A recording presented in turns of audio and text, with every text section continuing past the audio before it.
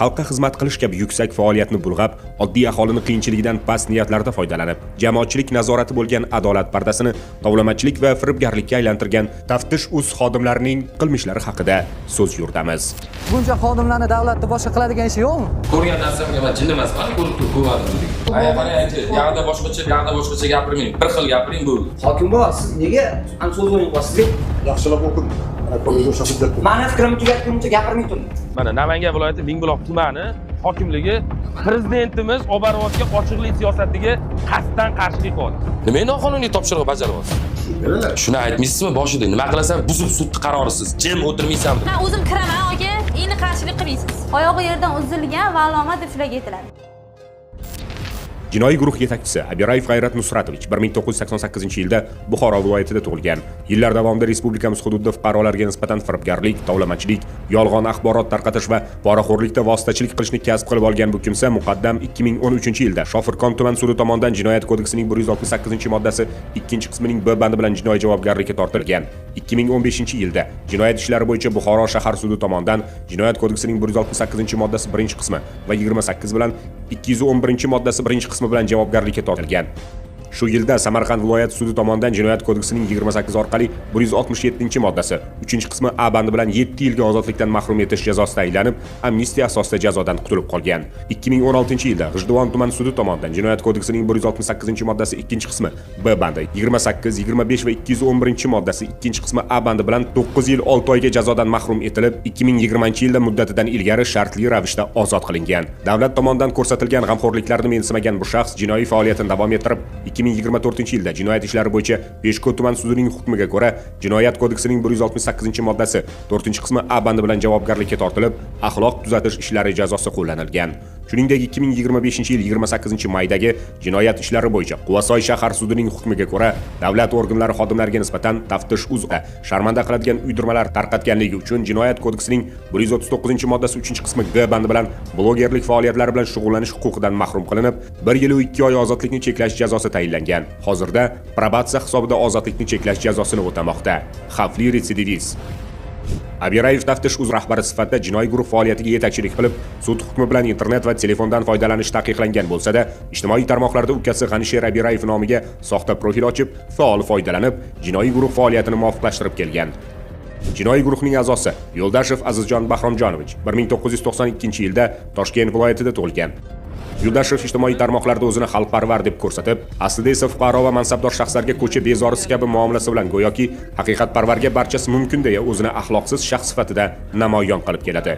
Ko'p yillik tanishi bo'lgan jinoiy guruh rahbari Abirayevning topshirig'iga ko'ra, Taftish.uz ommaviy axborot vositasi niqob ostida jinoiy sheriklari Nishonov va Eshquvvatova bilan birgalikda muntazam ravishda murojaatchilarning mablag'i evaziga noxolis fuqarolarning sha'ni va qadr-qimmatini kamsituvchi videoroliklar tayyorlab, ularni YouTube kanaliga joylash va keyinchalik ushbu videolarni o'chirtirish evaziga Abirayev orqali tovlamachilik qilish bilan shug'ullanib kelgan. Ushbu jinoiy harakatlarni Chilonzor buyum savdo kompleksi rahbariyatidan pul undirishda, Namangan viloyati Chust tumanidagi oila sha'nini bulg'ashda, Toshkent shahrida Parkent Development qurilish kompaniyasi obro'sini to'kishda, Samarqand viloyatida O'zbegim uylari qurilish kompaniyasi rahbariyatiga nisbatan tovlamachilik qilishda amalga oshirib kelgan. Jinoiy guruhning yana bir a'zosi Dilshod Nishonov Tahirovich 1998-yilda Toshkent shahrida tug'ilgan. Taftish.uz muxbiri shaxsga doir ma'lumotlar to'g'risidagi qonunchilikni buzganligi hamda o'ziga notanish bo'lgan odamning qadr-qimmatini kamsitilishiga olib kelgan yolg'on axborotni tarqatganligi uchun sud qarori bilan O'zbekiston Respublikasi Ma'muriy javobgarlik to'g'risidagi kodeksning 46.1 hamda 202.2 moddalari bilan javobgarlikka tortilgan 2-guruh nogironi. Ma'lumotlarga ko'ra, Abirayev tomonidan aynan nogiron bo'lganligi uchun xalq fikrini manipulyatsiya qilishda, nuqsoni bilan fuqarolarda rahm uyg'otish, davlat idoralari va huquqni muhofaza qilish organlariga nogironligini vaj qilib, turli bosim o'tkazish uchun foydalanish maqsadida muxbirlik lavozimiga ishga olingan va jinoiy guruhga qo'shilgan.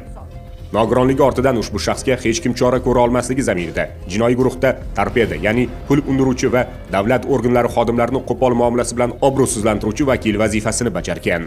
Siz menga hozir bosim o'tkazasiz, ovozingizdan mavzu qo'yasiz. Men bosim qilmadim. Hop, sizni gapirish to'ningiz menga bosimdek tuyulgan. Uzurim. Bo'ldi. Jinoiy guruh tarkibida Toshkent shahrida, Toshkent viloyatining Zangiota tumanida, Namangan viloyati Kosonsoy tumanida hamda Qoraqalpog'iston Respublikasining To'rtko'l tumanida fuqarolar va tadbirkorlarni obro'sizlantirish ishlari bilan faol shug'ullanib kelgan. Ahamiyatli tomoni shundaki, go'yoki xalq nomidan hukumatga tinmay e'tiroz bildirish orqali o'zini qiynalgan fuqaro sifatida namoyish etayotgan ushbu kimsaga va uning oila a'zolariga davlat tomonidan tizimli ravishda ijtimoiy yordam ko'rsatib kelinadi.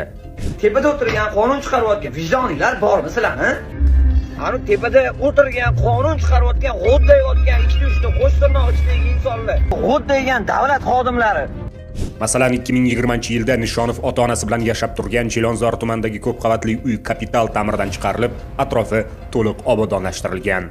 2024-yilda esa bu oilaga yana g'amxo'rlik ko'rsatilib, davlat rahbarining tashabbusi bilan Yangi Hayot tumanidan bepul 2 xonali yangi uy taqdim etilgan. Shuningdek, mas'ullar tomonidan onasining shu hududda savdo-sotiq bilan shug'ullanishi uchun ham sharoit yaratib berilib, garchi hech qanday hujjatlarga ega bo'lmasa-da, insonparvarlik prinsiplari asosida savdo do'koni orqali daromad topishiga imkoniyat yaratilgan. Undan tashqari Dilshod Nishonovning ijtimoiy himoyasi ham muntazam ravishda ta'minlab kelinadi. 22-dom 9-xonadon turuvchi Nishonova Mashkura opa, ular oilaviy ko'zlari ojiz fuqarolar hisoblanishadi. Ularga ham o'sha davlat tomonidan, hurmatli prezidentimiz tomonidan uy berilgan bo'lib, ular hozirgi paytda oilaviy ushbu xonadonda yashab kelishmoqda. Bularga ham o'sha Saxovat ko'mak jamg'armasi orqali o'sha imtiyozlar, ya'ni moddiy yordamlar, ma'naviy yordamlar, o'sha ixtiyoriy homiylar asosida bir qator yordamlar ko'rsatilib kelingan va bu jarayon hozir davom etmoqda. Jinoiy guruhning yana bir a'zosi Eshquvvatova Marjona Sherali qizi 2006-yilda Samarqand viloyatida tug'ilgan. Taftish uzun muxbiri 2024-yilning aprel oyida boshqa bir fuqaroning qadr-qimmatini kamsitilishiga olib kelgan yolg'on axborotni tarqatganligi uchun Guliston shahar sudining qarori bilan O'zbekiston Respublikasi Ma'muriy javobgarlik to'g'risidagi kodeksning 202-moddasi bilan javobgarlikka tortilgan. Eshquvvatova jinoiy sheriklari Nishonov, Yo'ldoshev va Rashidovlar bilan birgalikda 2025-yil oktyabr-dekabr oylarida Namangan viloyati Kosonsoy tumanida, Toshkent shahri va Samarqand viloyati, shuningdek Qoraqalpog'iston Respublikasi To'rtko'l tumanida murojaatchilarning mablag'i evaziga ikkinchi tomonni sha'ni va qadr-qimmatini toplovchi video materiallarni tayyorlab, Taftish.uz kanaliga joylab kelgan. Aynan shu materiallarni internetdan o'chirish uchun guruh rahbari Abirayev tadbirkorlardan tovlamachilik yo'li bilan pul mablag'larini undirib kelgan.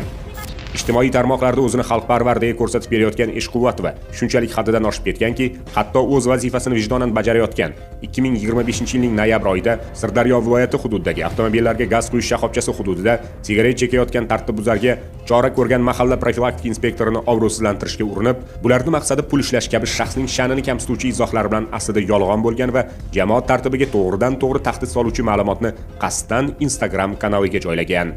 O'zidan o'zi jarima yozib ketgan. Xullas xohlagan ishni qilishyapti. Yo'q joydan 137 ming so'm jarima. Maqsad shu pul ishlash. Bu yoqda fuqaro u pulni qanday topadi? Oddiy odam qonni bilmay turib bilganingizni qilmang. Bu kabi o'ta ketgan surbetlikni ayrim fuqarolar xalq dardini olib chiqayotgani sifatida baholab, blogerni maqtayotganliklarini qanday tushunish mumkin? Vaholanki, o'sha kuni gaz quyish shoxobchasida 18 ta avtomashina va 50 dan ortiq fuqarolar, bir nechta ayollar yosh go'daklari bilan birga bo'lgan. Kashanda huquqbuzar esa bir necha marotaba boshqa haydovchilar tomonidan tanbeh eshitganiga qaramasdan sigaret chekishni davom ettirgan. Bu kabi yong'in xavfi yuqori bo'lgan manzillarda bejizga alohida tartib joriy etilmagan. 2024-yilning 17-dekabr kuni Farg'ona viloyatidagi gaz quyish shoxobchasida sodir etilgan og'ir falokat oqibatida 4 kishi vafot etgani xalqimizning esidan chiqqani yo'q. U yerdagi portlash ham zapravkadan sizib chiqqan gaz va ochiq olov chaqnashi oqibatida sodir bo'lganligini eslatib o'tish joiz. Qo'shtirnoq ichidagi bloger esa odamlar o'limi bilan bog'liq bo'lishi mumkin bo'lgan bu kabi og'ir oqibatni xaspo'shlab, ichki ishlar organi xodimlarini yomonlab, mazkur jirkanch va xavfli hodisani o'zining navbatdagi PR uchun ishlatgan. Uning bu kabi qiliqlarini olqishlayotgan olomon esa aslida og'ir oqibatga olib kelishi mumkin bo'lgan jinoyatga sherik emasmi?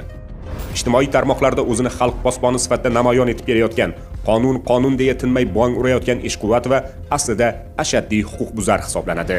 U haydovchilik guvohnomasiga ega bo'lmasdan turib, davlat raqami 01797 QKA bo'lgan transport vositasini muntazam ravishda boshqarib yurgan.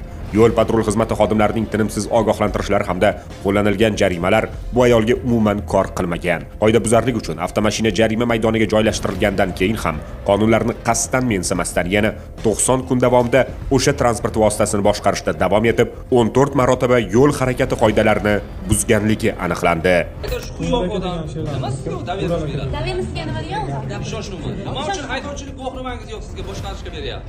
Bu qoidabuzarliklari oxir-oqibat katta yo'l transport hodisasiga olib kelgan.